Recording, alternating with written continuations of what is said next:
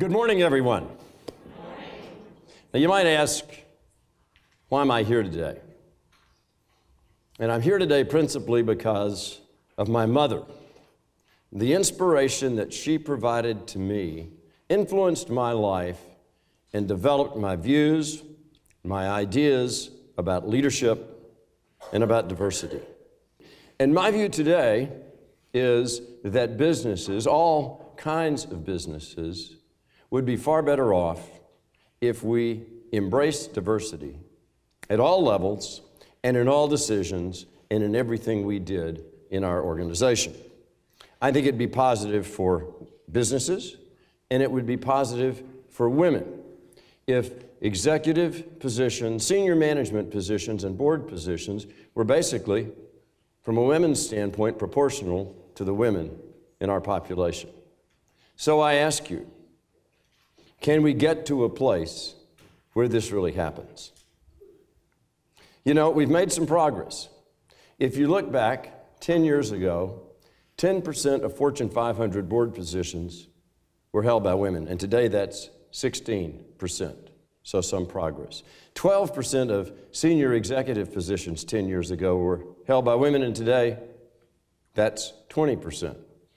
So we've made progress. But in the state of Georgia, think about this. 50% of the companies have at least one woman on their board. But the flip side of that means 50% of the companies, public companies in the state of Georgia, do not have a single female on their board. It clearly demonstrates to me, if you look at the last 10 years, we've made some progress, but boy, do we have a long way to go.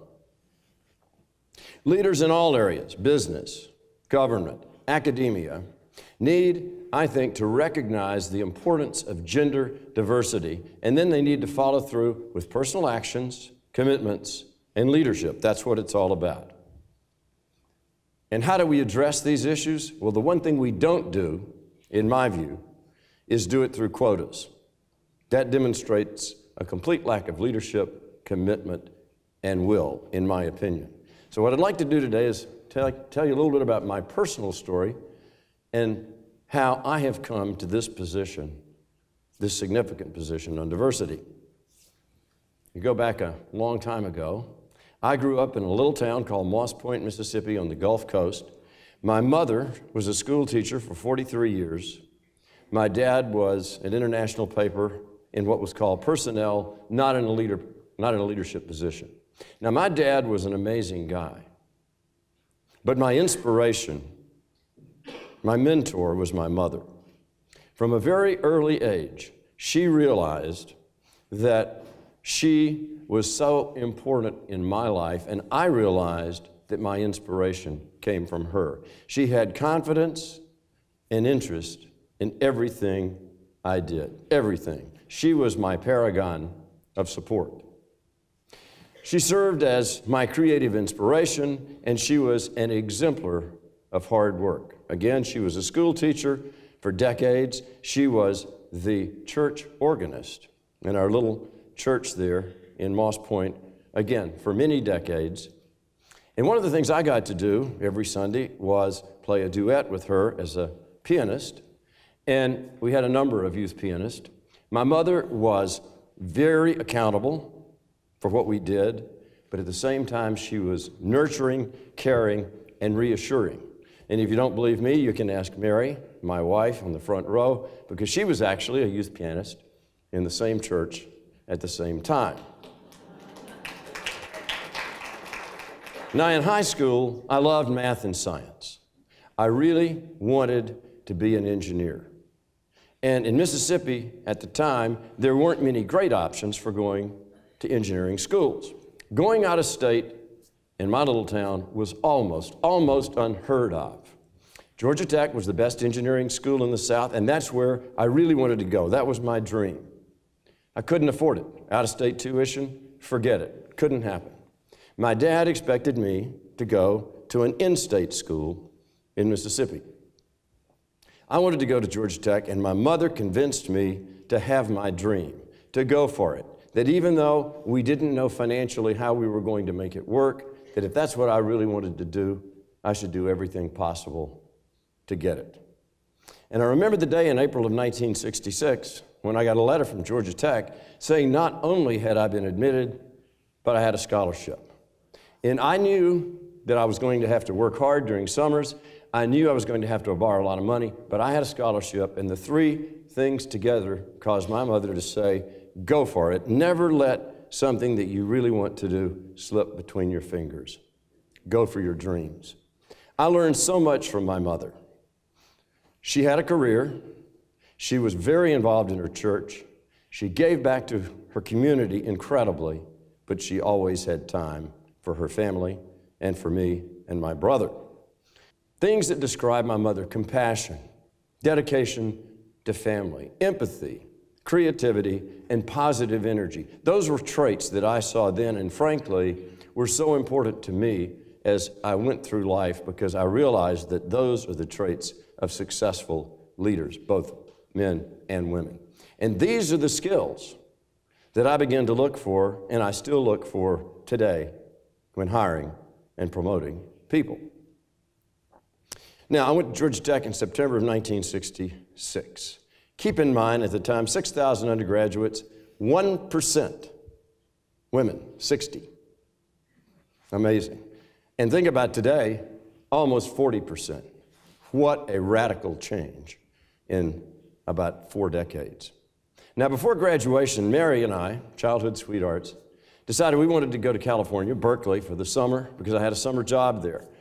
In that time, 1969, unheard of, our parents said no unless we got married, so we got married. I was 20, Mary was 19. Mary, along with my mother, has been my greatest inspiration in life. She supports me during difficult times. She is consistently serving as a sounding board. I value her advice, her perspective. She's confident, she speaks her mind. She provides unique viewpoints, which are so helpful to me.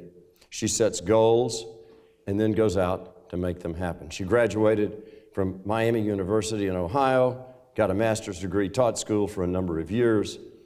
Again, all the traits that I see in a successful person and in successful women. She's a successful business person today, and she's one of the reasons I'm where I am today. So, back to finishing at Georgia Tech. I graduated, went to Procter & Gamble, had a job in product development, Cincinnati, Ohio. I started recruiting back at Georgia Tech, and guess what? The number of women in chemical engineering was already skyrocketing, and I realized very quickly the best students in chemical engineering were women. And those were the ones that we tried to hire and did hire at Procter & Gamble consistently. And you know, I began incorporating the qualities of the strong women that I had seen from my mother, Anise, and from my wife, Mary, because I realized that these women not only were very smart and very aggressive, but they were supporting, accountable, nurturing, and encouraging. And these are traits that are incredibly important in organizational success. In the 70s and 80s, I went through a number of affirmative action courses at Procter & Gamble. It was very much part of the culture then, but frankly, I realized very quickly that it wasn't the forcing of affirmative action that was important. It was the realization that gender diversity on project teams led to greater success, time after time after time. This was my first realization of seeing that, but I saw it firsthand. I left Procter & Gamble after 10 years, and I went to a company headquartered in London, but I was in Stamford, Connecticut, called Cadbury Schweppes. I was head of operations and technology. And very quickly, I realized I had no women on my leadership team. And even though it was a male-oriented culture, I set out to have at least one woman at that time on my team. And again, I could tell what a big difference that made, having a diverse team, because they contribute in a women contribute in a very different way. It wasn't always easy. As I said, this was a very male-dominated culture, soft drinks and confectionery. But as I progressed, I realized I personally could create change and make things happen in a diversity world through my leadership. In 1996, still with Cadbury Schweppes, Mary and I moved to London. I was Chief Operating Officer of Cadbury Schweppes at the time. And again, I inherited a leadership team that had no women. And I very quickly set out to change that. So I found a marketing genius called Colette Burke. She was my head of marketing. But even more provocative, I decided I wanted to have a woman as head of supply chain. Talk about a man's world. I hired the U.S. head of Burger King, a lady named Michael Durham, who had never spent the first day of her life in supply chain. But I could look at her. One of the things I do extremely well, I'm very good at first impressions and figuring out how good people are. I talked to Michael and I said to myself, she has leadership qualities. She can do anything she wants to. So I brought her from the United States, she was an American, to England, put her in head of supply chain, and she did a remarkable, remarkable job and has gone on to greater things since then. The other important thing about these two women that were on my leadership team is they gave back. They served as mentors, they served as coaches, and they got involved with the younger women in the organization and helped develop them so they would be in a position to take on greater responsibility in days to come. I left Cadbury Schweppes and joined a company called InBev, the maker of Stella Artois, in Brussels, Belgium, in 2003. And the same story repeats itself. I inherited a management team that has no women on it. So I set out, and this time I said, we're going to do it differently. I'm going to hire a woman to become my chief legal counsel. And I did. I found this young lady named Sabina Chalmers from Diageo, again, an American who we moved to Brussels, and she was absolutely incredible on my leadership team. And by the way, she's still on that team today. And of course, InBev, AB InBev is the world's largest brewer, and she still has a remarkable position at that organization. So then 7 years ago, I joined Coca-Cola Enterprises here in Atlanta. I continue to embrace diversity as a strategic weapon. I had to make some changes quickly because, again, I inherited a management team, not a single female. A board, though, that had 2 representatives on it, which was great. I think you know, again, you've heard my statistics up front. But in my first 3 years at Cadbury Schweppes, we went from 2 to 4 board members. We're one of only 13 Fortune 500 companies that have 4 female board members, and we're very proud of that. Again, their diverse thought and experience has been remarkable. We finished, back 3 years ago, the most paradigm-shifting transaction in the history of the Coca-Cola system, where we sold our North American business to Coke, and we became the strategic bottling partner in Western Europe. This would not have happened without the diversity of thought, experience, and opinion that came about because of having an incredibly diverse board. Since March of 2009, this has been an incredibly good result, this transaction for both Coca-Cola and CCE, but particularly for CCE, our shares have increased relative to the Dow Jones and the S&P by a factor of 4. So we have some very, very happy share owners. So 1/3 of my management team today is women. And again, I inherited a team with none. Over the last few years, we've put in place Pam Kimmett, who's head of HR. We have Laura Brightwell, who's head of public affairs and communications. 1/3 of my management team female. A couple of comments about Laura specifically, because she is a single mother, 12-year-old son Ford. She's an American expat living in London. And the reality here, these kinds of jobs, we're on call 24/7. Laura has to be available no matter what's going on, whether it's an excise tax that's about to be passed in France or an aspartame issue. She's on call all the time, but she and I have worked together to figure out how to make this work because I value her contributions to the team. So she's there when I need her, but she also knows that I expect her to do what she needs to do from her family situation. The key here is making big bets on high potential women and giving them stretch opportunities. Skills and talents will emerge, and frankly, top talent will rise to the occasion if we just give them the opportunity to do it. I said that Mary Brock was a successful business person. She's actually the co-owner of the Atlanta Dream. She loves sports, but most importantly, what she cares about is the mission of the Dream. Because the players are all college graduates, they are excellent role models, and they give back to the community incredibly. And the results, I don't have to tell you this, you know it. Women who participate in sports at any level have a greater chance of success, whether it's talking about graduating from high school or becoming a chief executive officer. Sports are really important. Now, businesses have been, I think, successful in providing opportunities for women in the middle. The real question is, what's in this space in between, and what do we need to do to get them to the senior levels of companies, particularly when you have everyone who's not got the same point of view that I do?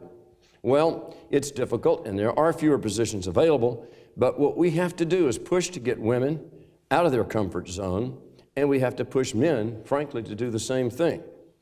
I expect leaders to have a key role in developing and showcasing women. For example, putting them in front of the board of directors. We need to know our organizations and who the high potential people are and bring them along. And I have very high expectations of my leadership team in this area. For example, when we have an open job, I make sure that we have at least one, if not two or three women on the interview panel. I expect my management team to invest time and energy to hire and develop women. I look for leaders who embrace all aspects of diversity, not just because I want them to do it, but because they think it's the right thing to do. And then this kind of approach will ensure that organizations really have a culture and an environment where everyone, including women, can succeed. At the same time, I think it is important, as I mentioned about Laura, that women have to recognize that senior positions require an amazing level of commitment and sometimes trade-offs, just as they do for men. It's a challenge. My executive leadership team jobs are 24/7, as I said earlier. We are always on in today's virtual world. There's no such thing as ever being off. And I think both men and women need to think this through carefully when you're weighing odds of job versus other interest versus family. It is a real challenge. One other point I'd like to make is that in today's world, embracing gender diversity in no way, shape, or form suggests compromising on quality. You know, that's an old stereotype, and it's just not the case today. So, I'd like to circle back. My mother, I know, would be proud of my career and my family life. She would be proud of the role, how I've embraced diversity as key to business success and key to women's success, and how I've brought along a number of companies I've worked for on this important journey. My greatest hope, honestly, my greatest hope, as I draw inspiration from my mother, is that my daughter and my grandchildren, 3 of whom are women, will be proud of my life with Mary's and what we've done to make the world a better place for women in business. Thank you so much.